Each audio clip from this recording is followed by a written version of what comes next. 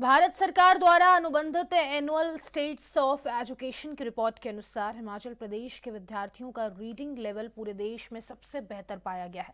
भारत सरकार द्वारा अनुबंधित एनुअल स्टेट्स ऑफ एजुकेशन की रिपोर्ट के अनुसार तीसरी कक्षा के 46.6% विद्यार्थी आसानी से दूसरी कक्षा की हिंदी की पाठ्य पुस्तक को पढ़ रहे हैं।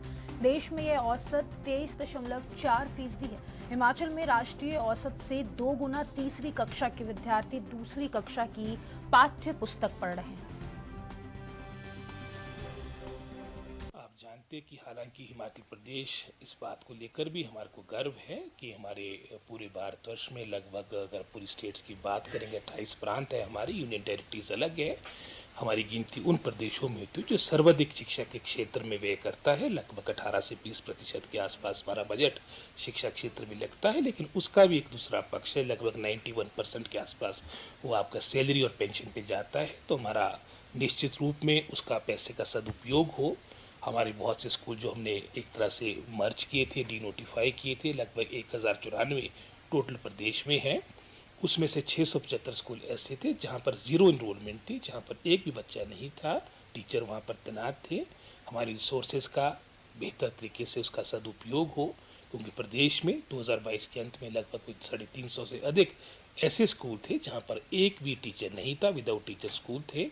लगभग कुछ 3600 से अधिक आपके ऐसे मैं समझता हूँ स्कूल थे जो सिंगल टीचर स्कूल थे। तो हमने प्रयास किया, चाहे युक्तिकरण के माध्यम से, चाहे नई नियुक्तियों के माध्यम से, विशेषकर जो हमारे मैं समझता हूँ बैच वाइज जो हमारी लगभग कोई 3200-3300 हमने अपॉइंटमेंट्स दे दी है। और 31 मार्च से पहले लगभग कोई 200-300 टीचर हमारे को और मिलेंगे। और इसके अलावा भी लगभग कोई 250 से अधिक हमारे चयन आयोग को आपकी पोस्टें जाएगी, जिसके माध्यम से अधिक हमारे जो स्थान रिक्त पड़े हैं इनको भरा जाएगा। और हमारी प्राथमिकता है, क्योंकि हमने, जैसे आपने रिसोर्सेज की बात की, हमने एक आधार अपने डिपार्टमेंट का एक इनरोलमेंट को अपना आधार, अपना बेस मान लिया है।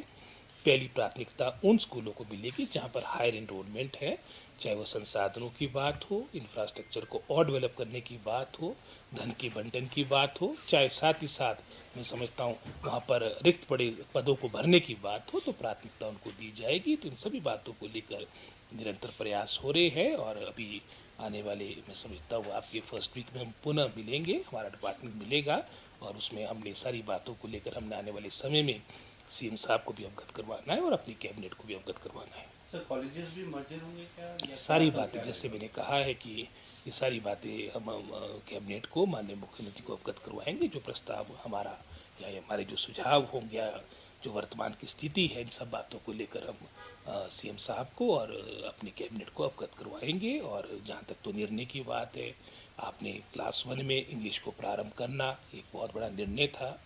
एकेडमिक सेशन के दौरान ट्रांसफ़र ना हो, एक बहुत बड़ा निर्णय था।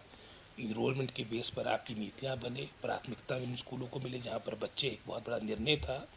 आपके जो 15,000 पदों की हमने सेंक्शन ली है, ये एक बहुत बड़ा निर्णय था, जिसमें से लगभग कोई 5,000 पदों की हमने मैं समझता हूँ अपॉइंटमेंट्स दे भी दी है। और आने वाले समय में चाहे वो 250 टीचर एलिमेंट्री एजुकेशन के हैं, चाहे 6200 हमारे एनटीटी टीचर्स की बात आती है। आपके वर्षों से आपके डिप्टी डायरेक्टर्स आपकी प्रमोशन नहीं हो पा रही थी।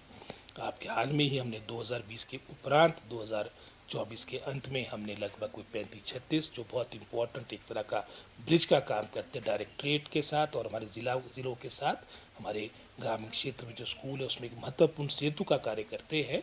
तो उसमें लगभग कुछ 36 हमने डिप्टी डायरेक्टर्स प्रमोट किए हैं।